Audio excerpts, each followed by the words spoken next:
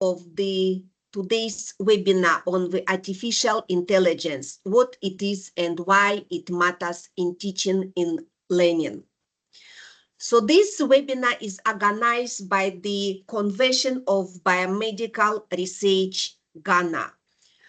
Those of you who does not know who we are a non-government organization and joint. It's a group which bring together the biomedical scientists, clinicians, bioengineers, laboratory scientists, public health specialists, and other committed to advancing biomedicine and promoting health in Ghana and West African people, which we doing a lot of activities, sharing our research, sharing our ideas, and doing some interesting programs. So if you want to know more about the COBREC, you can kindly visit our website. You can simply Google COBREC and you see our website and found more about our mission and vision. And if you're not a member yet, you can join and be full member of our organization, a lovely family, which are interested to bring in development in the Ghana and the West African sub-region. So today, as one of our activities, we are presenting, having a webinar. And the speaker for this webinar is our regular friend of the COBREC, Sam Kwashe. So let me tell you something or interesting things about those one who does not know who's Sam Kwashe, even though he has some couple of presentation and supporting the COBREC, especially in the e-health and artificial intelligence. So Sam Kwashe, he is the digital health cybersecurity expert and also chartered accountant at Ghana Health Service. He has over 30 years of working experience spanning the private and public sector of the healthcare ecosystem in Ghana. He has a passion for digital health and the cybersecurity implications of the use of technology in healthcare, patient safety, and the medical legal ramification. So Sam holds his master degree on information system management from the University of Liverpool, UK. He is also a chartered accountant and the fellow of the Association of Certified Chartered Accountant of UK. He is a member of Information System Audit and Control Association and holds 3 IT security certification. He has certification in the System Auditor, Certified Information Security Management, and Certified Data Privacy Solutions Engineering. He also played a leading role in setting up the IT department of the Ministry of Health, Ghana Health Service. Also involved in the, actually it was his another leading role in ensuring that the IT units of the region's health directorate and hospitals was set up. He was an e-health focal person for the development of the Ghana Health Service e-health enterprise architecture, as well as the most policy documents on e-health and also cyber security. And he served as a member and technical advisor at all the health sector e-health technical steering committee. He also engaged in the public speaking at the local and international level in digital health, cybersecurity in healthcare, IT governance, patient safety, and legal and regulatory issue in healthcare. He has carried over 20 webinars on the digitalization, the use of emerging technology like artificial intelligence, smartphones, mobile application, and web-based system. So we are very happy to have Sam to assist and support the COBREC for the such presentation. And we also want to ask you to write your questions, and in the end of the presentation, we will allocate some time when you can ask all the questions which you want to ask some, as well as you can write the questions on the chat so that we can also, maybe you are in some places where the connection is not very well, we can read these questions to the Sam and he attend to that questions. So Sam, the floor is for you, and thank you so much to give us that honor to give us presentation on artificial intelligence. All right, thank you. Thank you very much, Dr. Deborah, and good morning, and everyone. I hope you can hear me loud and clear. Yes, we can see and hear you very well. Thank you. Okay. All right. Thank you. Thank you very much. So I'll be talking about artificial intelligence, why it matters, what it is, and why it matters in teaching and learning. Anytime I have to do a presentation on artificial intelligence, it gives me fond memories of my late grandma. She passed at the age of 101 years, and she wanted to know about all this what artificial intelligence is about. And when I finished talking to her about it, she told me, "Oh, it's witchcraft." And you know, I found it very interesting because she classified artificial intelligence as witchcraft because my siblings were domiciled in the US, and where we used to do what do you call it, WhatsApp calls, and those days it was Skype calls, and we're using an iPhone. And you know, the iPhone that she had and was being used in the house had a facial recognition, you know, functionality. So she, as an elderly woman, she couldn't just process how she could look at the device and the device will grant her access to whatever conversation she needed to have with her, you know, nephews and niece. And she could not also understand how the Siri works, you know, the virtual assistant, where you give a voice automated command and say, call Kojo, and it will call. She thought this whole process is witchcraft, and I had to walk her through about it to demystify that perception that artificial intelligence is witchcraft, because it is not what it is. So this morning I'll be walking you through artificial intelligence, and we would be looking at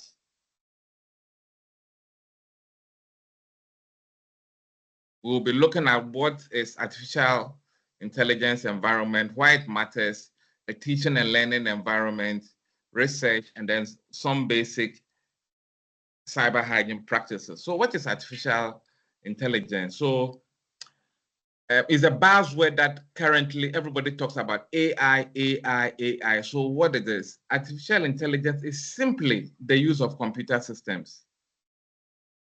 So it is simply the use of computer systems to undertake tasks. So using computer systems to undertake tasks, so work processes, whether it's in the educational sector or agricultural sector or healthcare sector, activities that ordinarily would be performed by human beings because it requires some form of intelligence, human intelligence. Okay, so once again, I'll go through it. Artificial intelligence is the use of computer systems to undertake tasks performed by human beings because it requires some intelligence. So why do we want to use computers to perform activities that ordinarily is performed by human beings? I would go into that in the subsequent slides. So activities like, you know, computer vision. If you recall clearly, during the COVID-19 pandemic, you know, taking of vitals. So people suspected with having been contracted COVID needed to undergo some medical exam. And one of it was taking of vitals, such as temperature, body temperature. And because it was risky to have a person-to-person contact because of the risk of transferring the infection if you had it, infrared thermometers were introduced. Now, this is where artificial intelligence comes in. Ordinarily, you have to go to a hospital, you have to sit before a doctor or a nurse, and they take your temperature using the thermometer. Either they put it under your armpit or under your tongue, and they do it. So there was a close, personalized contact. But because of the risk involved in dealing with people who are suspected of having COVID, the infrared remote thermometers was developed. So there was no physical contact. You looked at it from a distance, and it could compute your temperature and come up with a conclusion as to whether your temperature was high or was low. And if it was high and you had other conditions, then you would be classified as exhibiting the symptoms of the COVID-19. If nothing happened to you, then you will just be left to move on. So this is one digital diagnostic equipment that used artificial intelligence to perform tasks that ordinarily would have been performed by either the nurse or doctor or any healthcare worker. In addition to that, there is also the facial recognition system.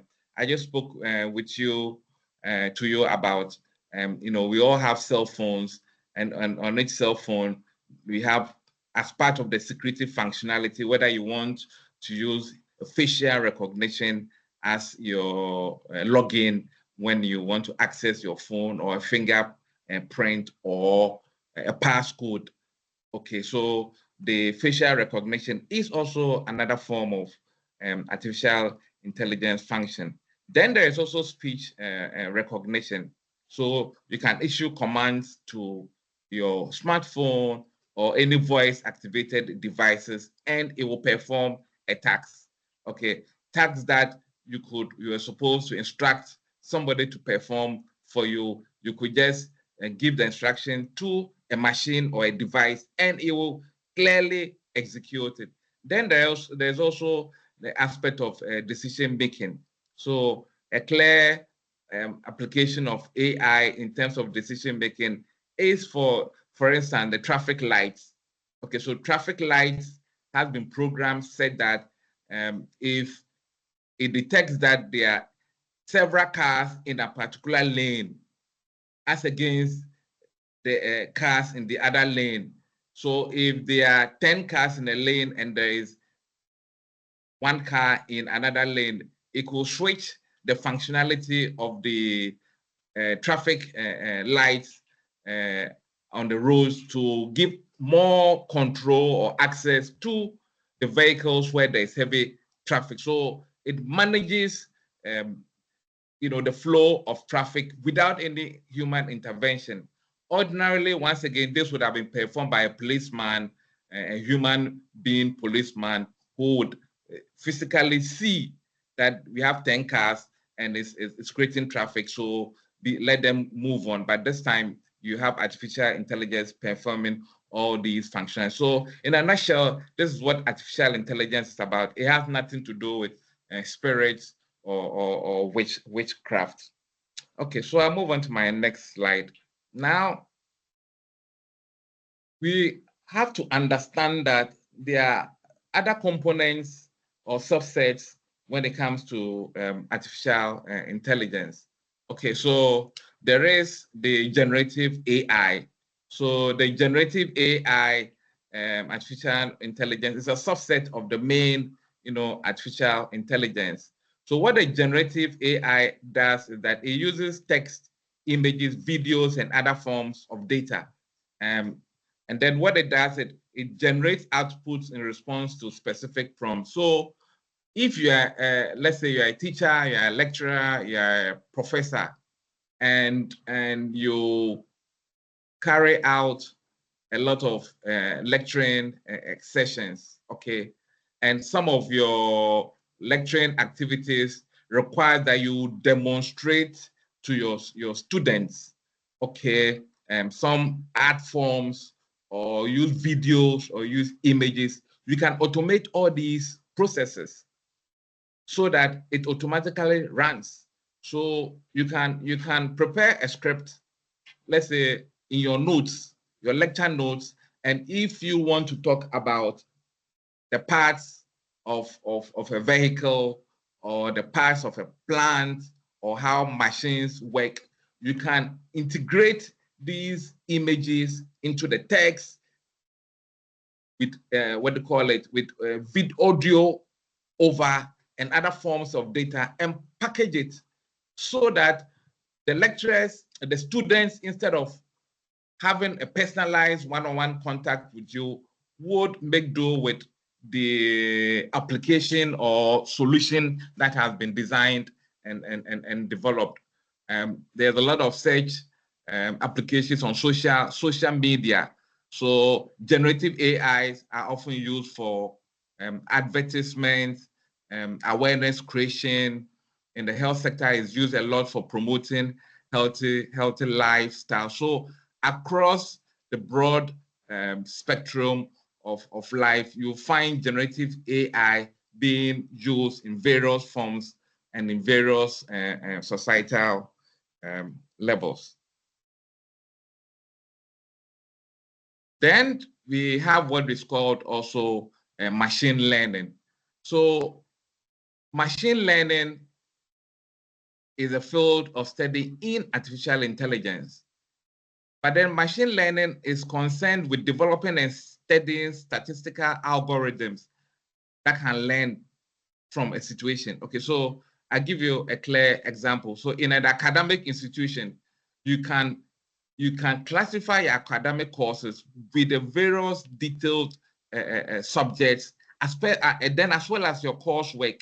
Now, this data set that is generated can be put together and used for great course outline or output for your students. For those of you who have visited any of the fintech institutions, okay, you would realize, especially, let's say, let me use mobile money as an example. Now, the mobile money platforms uses a lot of machine learning applications in that it allows you to integrate your bank account to your mobile money number and also automate payment processes by selecting from the services available what payments should be made at defined points in time.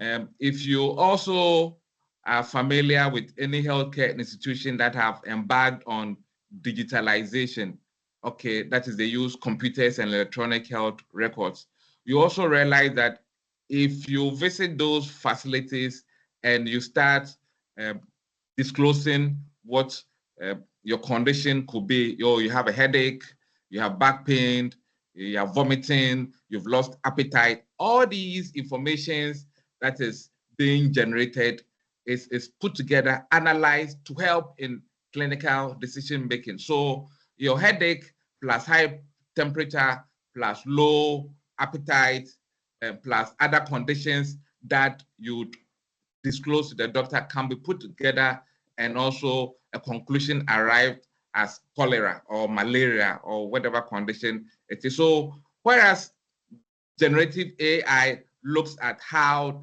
you are integrating videos and audio and text to achieve an outcome, machine learning seeks to learn from data in order to generate statistical algorithm that can point to some decision making. Okay, so what are examples of AI applications? So there are several AI applications that I guess some of us are all used to, but we might not have thought about it. Okay, so one AI application which is available, which we have access to on a daily basis, is a digital assistant. So what is a digital assistant? If you use an iPhone, an Apple iPhone, there is a functionality or an application called Siri. Now you can give Siri commands. You can tell Siri to play the music for you. You can ask Siri to call. You can ask Siri to tell you what the temperature is. You can ask Siri to advise on a route, whether the route you are using has traffic or less traffic. Okay, so it serves as your personal assistant. For the Amazon products, it's also called Alexa. If you use a laptop that runs Microsoft application, is called the Cortana. So you can instruct the Cortana to start a PowerPoint for you, or open a new Word document, or ask it to find the PowerPoint. So after my presentation, which is on artificial intelligence, I can easily find the PowerPoint application by asking the Cortana to look for the presentation on artificial intelligence, and it would search it and open it for me. Okay, if you use Google, it's called the Google Assistant, and then if you have a Samsung phone, it's called the Bixby. So this is one example of the digital assistants when it comes to AI application. The next one, which most of us also use, is the transport and navigation. Okay, so now currently, I mean, I go to places where I might not be able to go had it not been the help of Google Map. Okay, because when let's say I want to go to University of Ghana now, all I need to do is take my phone, open the Google Maps on the navigation tab, and then click on University of Ghana.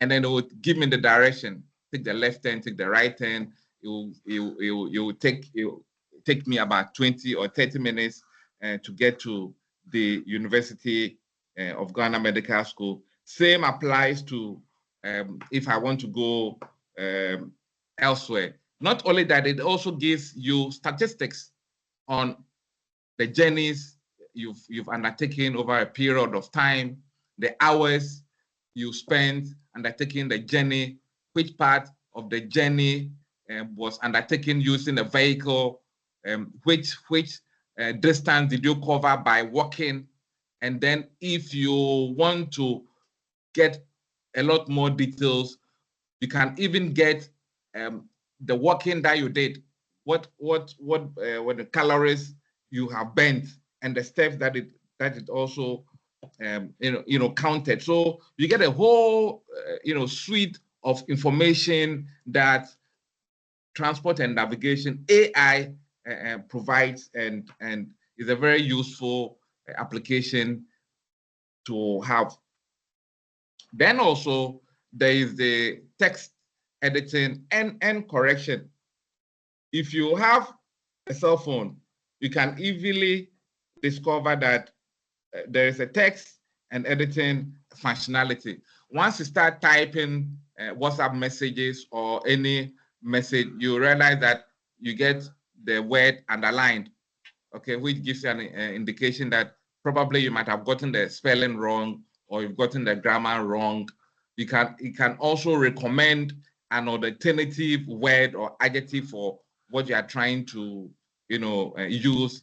And then also you can even reconstruct the whole paragraph or sentence right on your phone. The same applies on your laptop. And then there are even online text editing solutions. So you can draft a letter or do some research document and then run it on an online text document, and then it would restructure it for you, all using an AI application.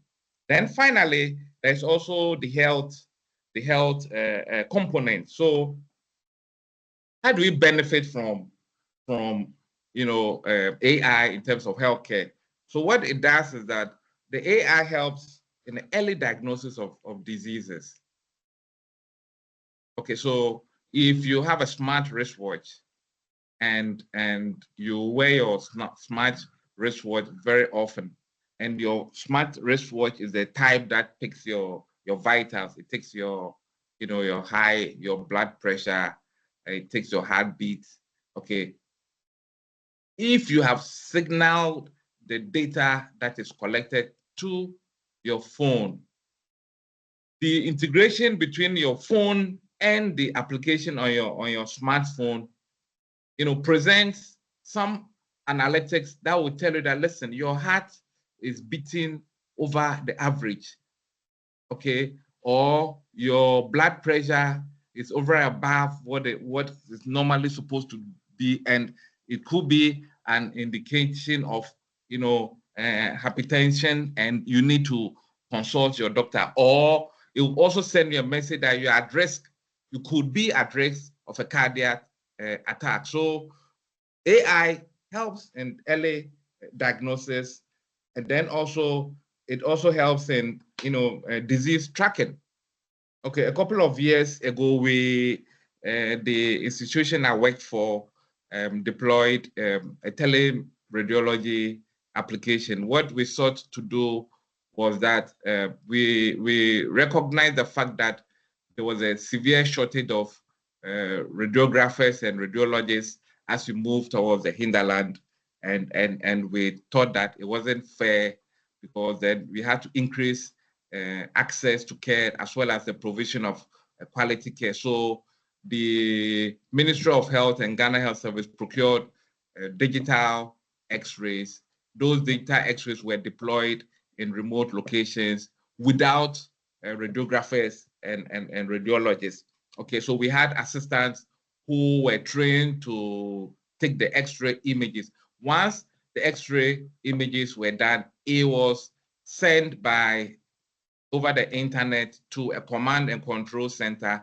And what the command and control center did was they used an AI, okay, to examine the images and then also report on what the findings were, and then they sent it back to the remote location. So there was no need to take a vehicle and come all the way to Accra to visit the Korle Bu Teaching Hospital or any of the tertiary hospitals because of some medical condition you experience with. So AI could help in early detection, because then you could have applications running on digital lab analysis as well as X-ray machines, MRIs, and it was also great for remote access, all in the continuum of care to help address health conditions that people were confronted with. Okay. Then also in terms of drug discoveries, I guess some of you must be familiar to the situation where you would be on a certain medication, and then you will be told that you cannot take this medication, or you are not supposed to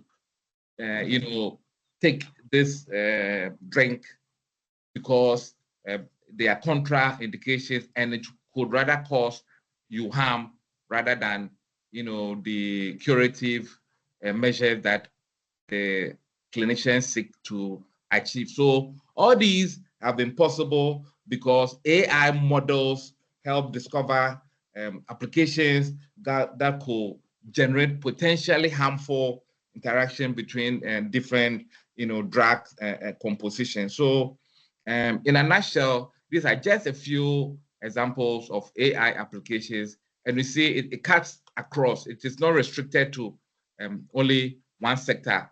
It cuts across academia, healthcare, transport, as well as simple day-to-day life activities. Okay, so why is AI important? Why does it matter? Why should we be talking about AI? Of what use is AI?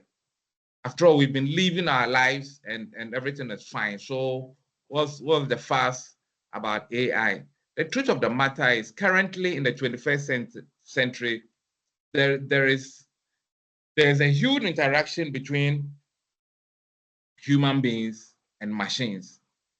And this interaction between human beings and machines results in a lot of data that is often described as big data.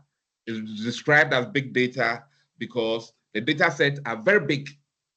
And because the data sets are so big, the average human being is unable to process this set of data generated in simple applications like Microsoft Excel. Okay, so basically that is what it is, and that the big data provides an opportunity to identify hidden patterns that could be pointers to some, condition that might exist or might not exist. Okay, so AI matters because of the big data that is generated, and not only that, because of the humongous nature of the data, it is difficult for human beings to interpret that data for meaningful decision making, as well as very complex decision making. So we need artificial intelligence to help us by providing analytical tools that can assist in, uncovering patterns as well as unknown correlations, trends, preferences, and other information that could help, depending on the sector that you are in, if it's academia or health or transport, the transport industry, the meaningful decision making. So these are some of the reasons why AI is really, really important, and we need to know what it is about and how it can play a role in our daily lives. Okay, so since my lecture is geared towards academia,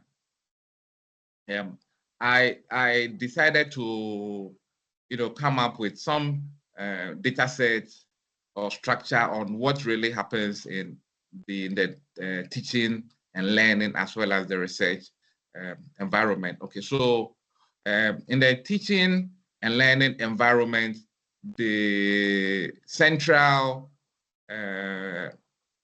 figure is a student. So the student. So whatever happens in the teaching and learning environment revolves around the student, okay, to help provide training and courses to help the student and an institution achieve a better outcome. And it normally starts with the students by collecting data on the students. So every student is identified with an ID. Then the personal details are also collected. So your first name, your last name, your date of birth, your religion, and other information. Then also you collect information on your health condition. Then also, depending on your location, we want to know your residence. Are you as a student resident in a hall of residence, or you are a day student? And if you're in a hall of residence, what hall of residence are you in? Is it an all male or all female or mixed? These are all information that is generated and collected, as well as financial. So what is the cost of your course? What is the cost of your course every semester? And what is the cost of your course for the duration of the number of years that you would be on campus? And what percentage of the cost of your course have you paid? Are you on scholarship? Are you a full fee paying? Is your corporate organization sponsoring you? Who are your parents or guardians? Do you have any special needs? Are you kind of, handicapped in a way, to the extent that you probably require a wheelchair or some route assistance occasionally. So what are the details of the course they are taking? Is it a first degree? Is it a postgraduate? Is it a first degree? Is it a diploma? What are your grades? How often do you attend your lectures? And when do you have those lectures? And your assignments, when they're provided with the assignments, what is the level of your participation? Do you submit all your assignments on time? And do you do them yourself? And do you partake in any extracurricular activities? Are you an athlete? Okay, then also, what about the faculty? So it's a faculty of economics or agriculture or geography or whatever it is. What is the number of students? How many students in those faculties get a first class? What is the intake? Is the student intake of the faculty growing? Is the faculty one of the preferred faculties in the university? Is the subject that is being taught, the lecturer or the professors providing those lectures? What has their performance been over the years?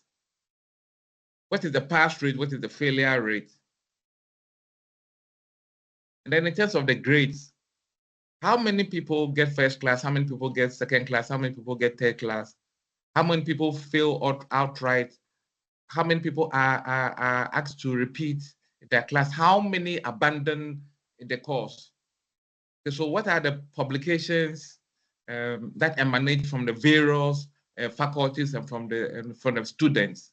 And then finally, there's an e-learning platform. So you realize from this educational, technology, student-centric database that there is a lot of information that is generated, for which, some analytics could be generated. For instance, you can know how many females are in the institution, how many males are in the institution, what is their age group.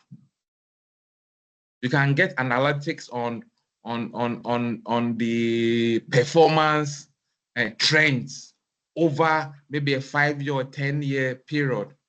Now, it will be so difficult based on the data that is generated to use simple spreadsheets and human intervention to try and get some analytics for decision making, especially when you have to do some projections. So based on the rate of growth of students attendance in the institution, what models exist to help you project the students intake using the population as a base over a certain period of time? And what resources would you require? Are the residential facilities or accommodation facilities enough to accommodate that projection? So AI helps not only in the academic performance, but it also help the institution project its future requirements for the educational and learning environment that is being created.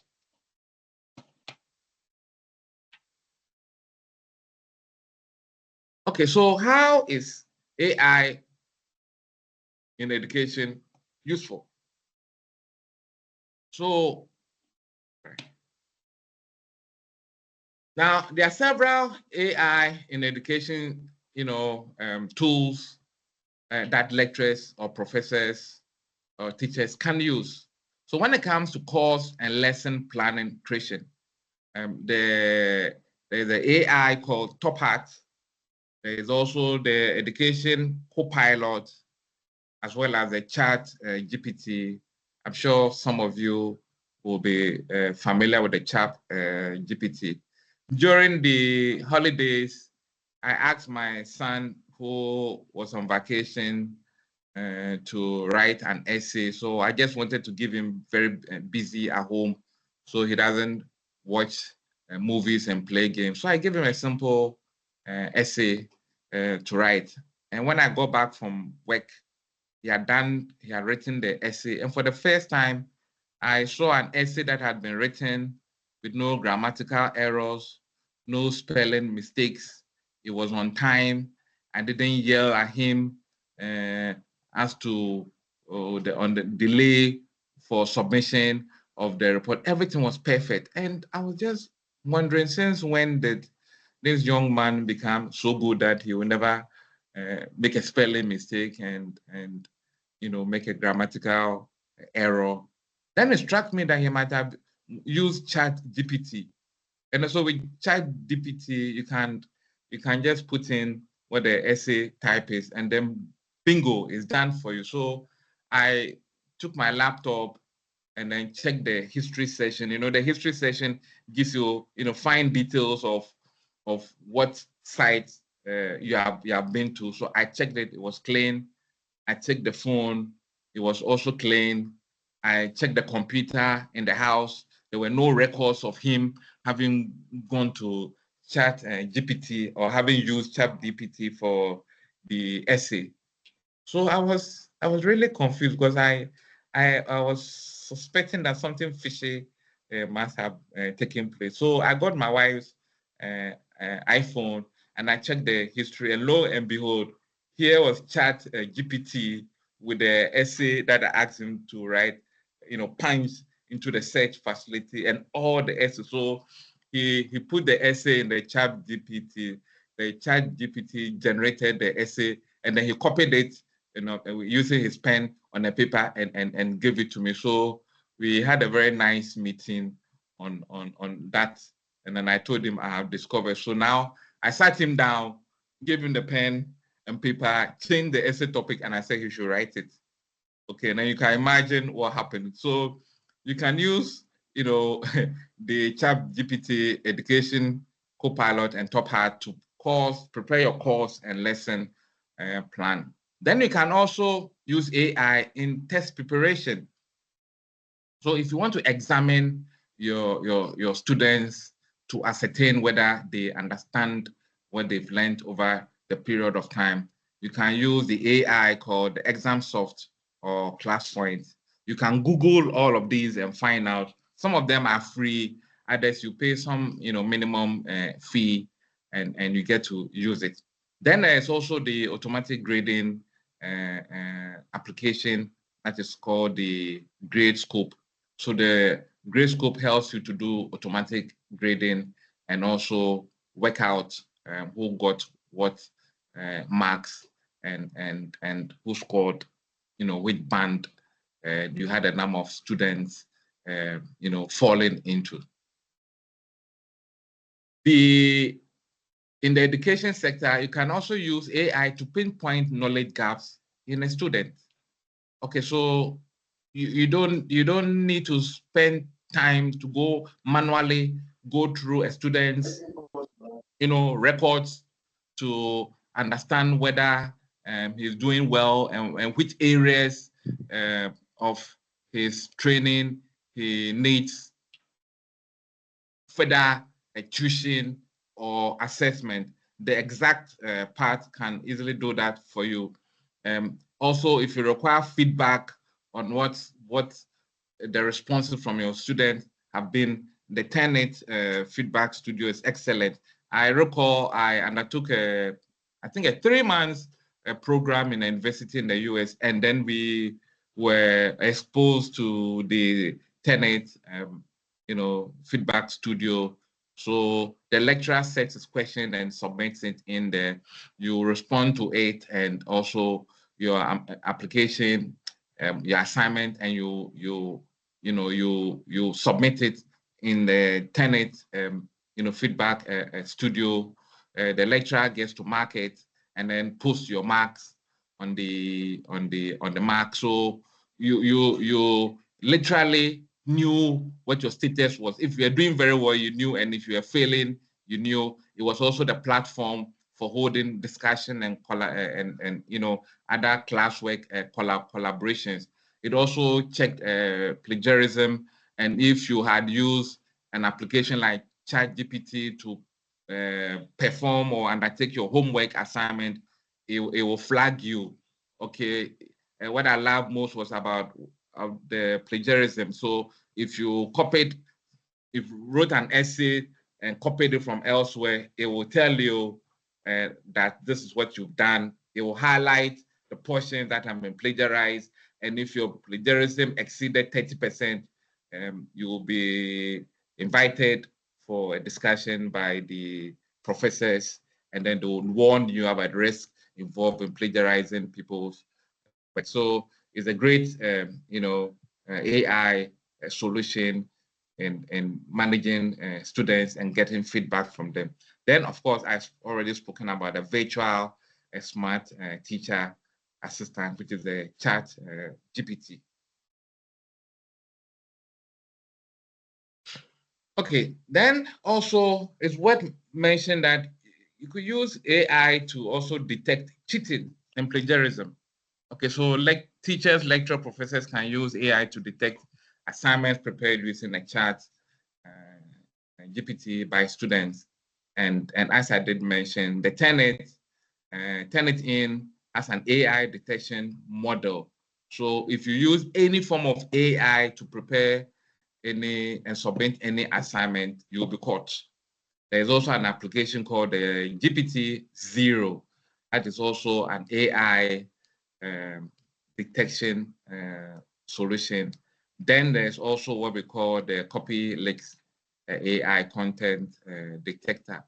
It's important for lecturers to let students know that it is not really a good idea to use AI in submitting work assignments. Yes, you can use AI to correct your grammatical mistakes and spelling mistakes, but then it's just not ethical to rely on a virtual assistant such as GPT to prepare your assignment for you.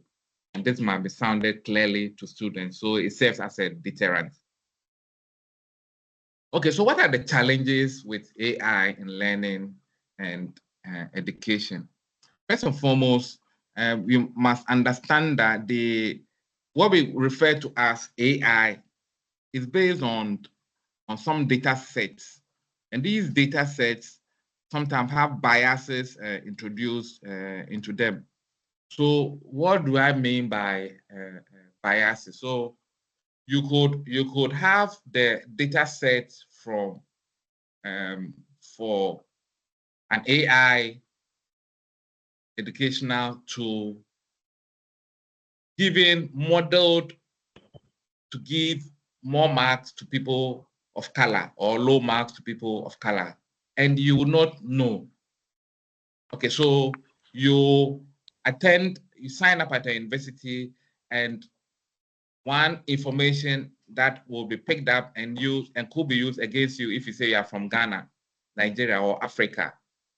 Okay, this AI based on algorithm that was defined could be used to, score you on the low side because a perception or a bias might have been created that people of color are not serious, and it could also be used to perpetuate some stereotypes and social inequality. So you could also during an interview be subjected to an AI, and the fact that you're a person of color and a descendant from a third world country could mean that you will not get some top level position because the AI has some biases built into it.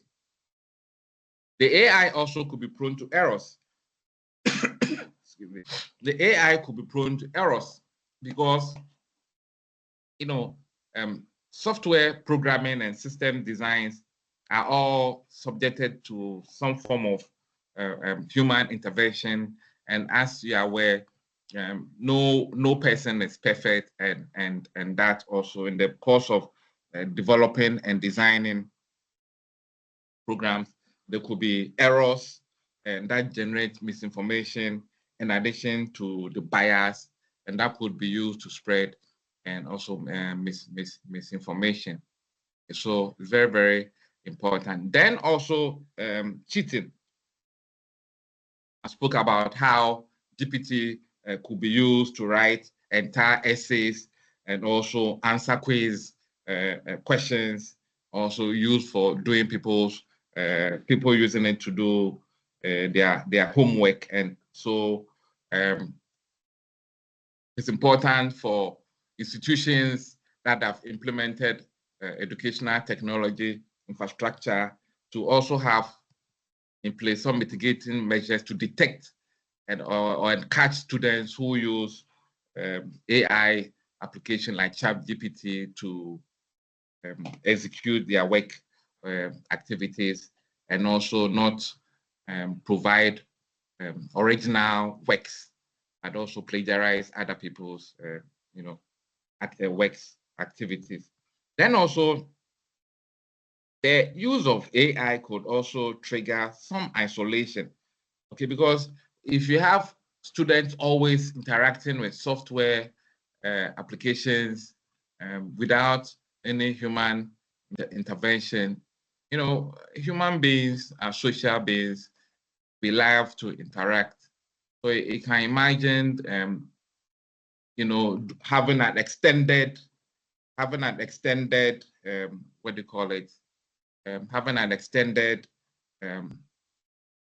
online education and without any human face-to-face interaction. So if you are not careful, you complete and think that human beings should be machines, okay, because you did not have any personalized discussion with your course mates and classmates, and therefore you do not even see the point in having some interaction with your friends.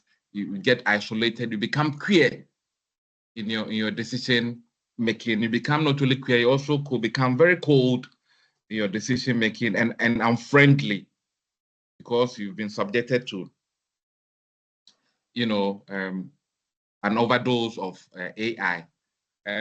In my presentation, I decided to offer some tips, cybersecurity tips, since we are in the month of October, and the month of October is designated as the Cybersecurity and Awareness Creation Month.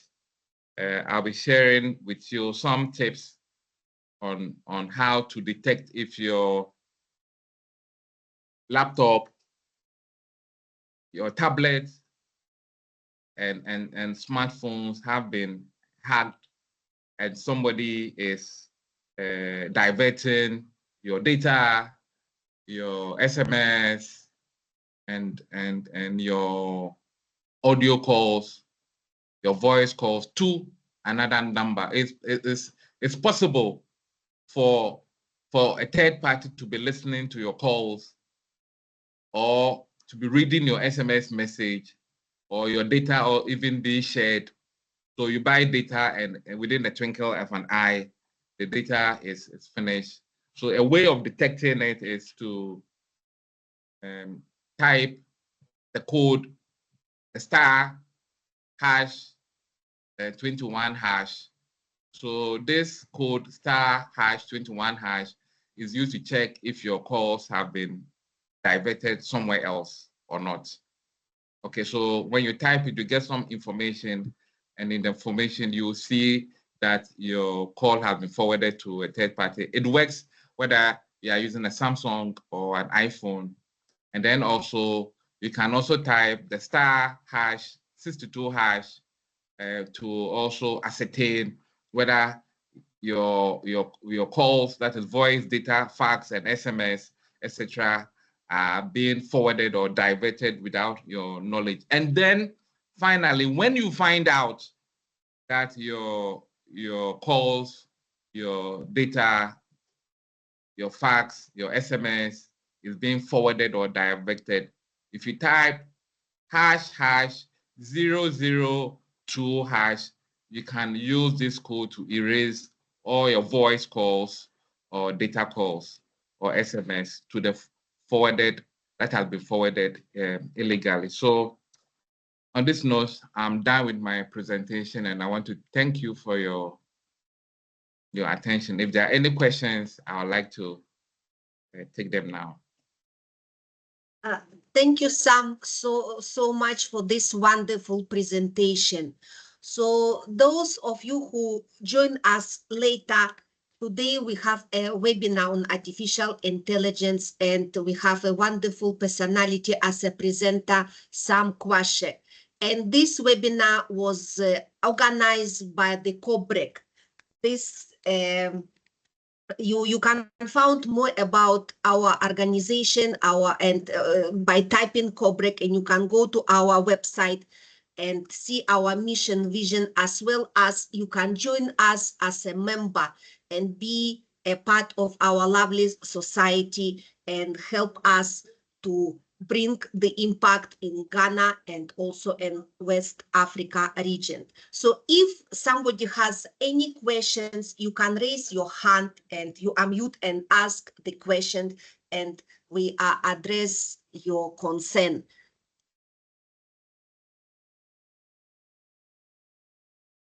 So, but as we are waiting for the questions to be asked, we have some questions from our chat.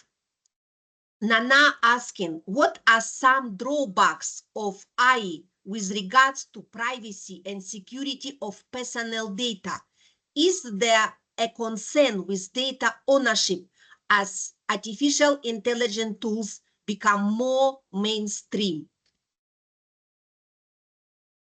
Yes, okay. So thank you for the question. You know, you are right. There are privacy issues when it comes to artificial intelligence. Okay, for instance, I share with you, and this is my personal experience.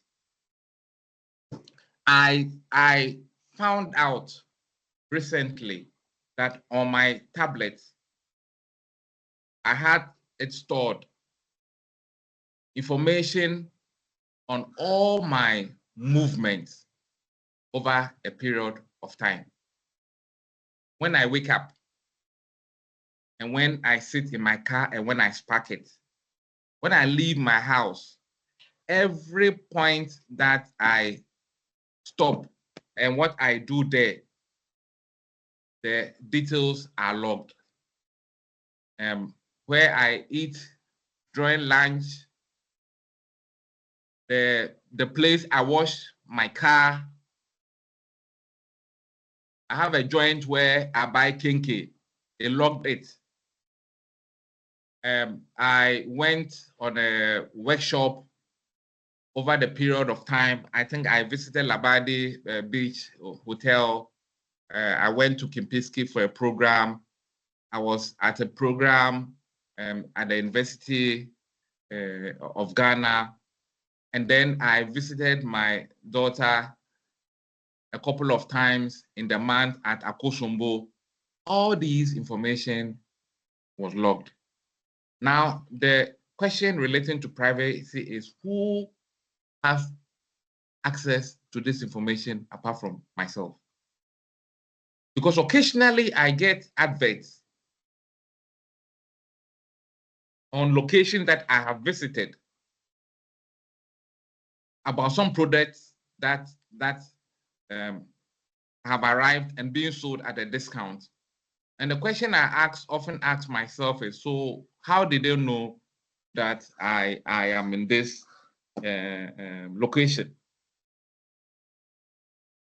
Okay, so there is no guarantee that information that is generated through AI will not be commercialized and will also not be used for marketing, marketing activities such as selling products and resources to you.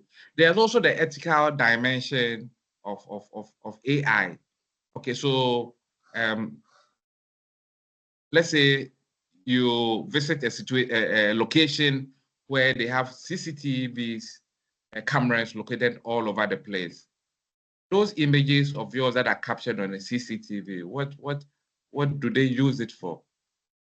Okay, sometimes they capture you when you are not aware that you are being, your details have, your picture, your images have been captured, and it's your permission required to use those images for some purposes. So I love to go to a restaurant, and it is the AI identifies me as the person who visits the restaurants the most. Can the restaurant use my image as an advertising to where you find me with a cutlery, the fork and knife, busily dissecting chicken and some fried rice? Okay, so yes, I agree with you. AI has drawbacks, and unfortunately for us, when we are using these applications, we don't also read the conditions attached to it, and we click on accept all. So then, even where there is a breach in terms of your privacy or confidentiality, chances are that you might not successfully win a legal case, because the softwares, most of them would request that you accept or approve the installation or use of the application. So what IT professionals do, or of course, plus human rights people do it before the AI is finally developed and made available to the general public. There are some routine parameters, checks that go through, and also some standards and that must be complied with. So this is my response. Thank you so much, Sam. But we also have one question from webinar. So if I want to pursue a course in artificial intelligence, what advice will you give to me as an expert in this field? Yes, I think I will clap for you and give you a big up, because artificial intelligence has come to stay, whether we like it or not. Artificial intelligence has come to stay. Artificial intelligence is going nowhere.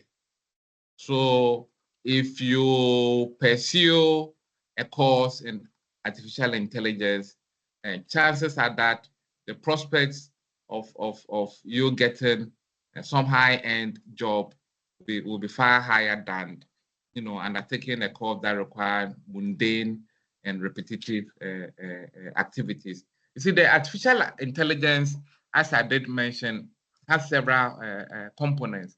Okay, so there's a component that looks at the data sets itself.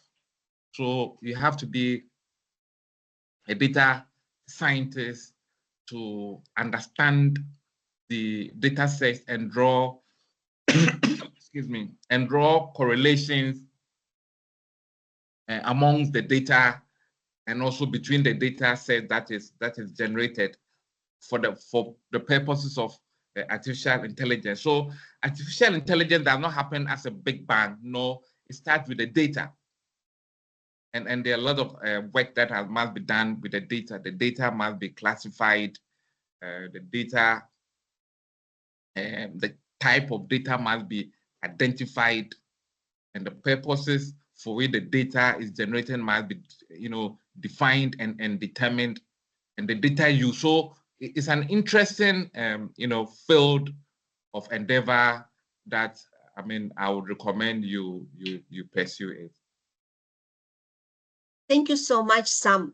So if you have any questions, you can raise your hand, and we also unmute you to ask a question live, or you can put your question. We will wait some, but we are very grateful, Sam, for your presentation. This webinar was organized by the Convention of Biomedical Research Ghana, COBREG. So on our chat, we give you the link where you can find on our website more about this organization and what we are doing. And also, we will be lovely to see you be a member of our association and organization, so that we can, but you can also follow the other programs which we are usually perform. We are regularly do the webinars, and also in yearly basis we are performing our conferences, which you can join and present your research or interesting information you want to share with us. I can see that we don't have any questions, and we think that in this note, we want to thank you one more, Sam Kwashi, for such wonderful presentation. So the link for the presentation for this webinar will be available on our COBREG website. And if you join us late, or you want to listen again or share this information to those who couldn't join us for some reason, you always can come back to our website and have a second listening on that presentation. So thank you so much, and I wish you a lovely day and working week today. Bye. Bye. Thank you. Bye.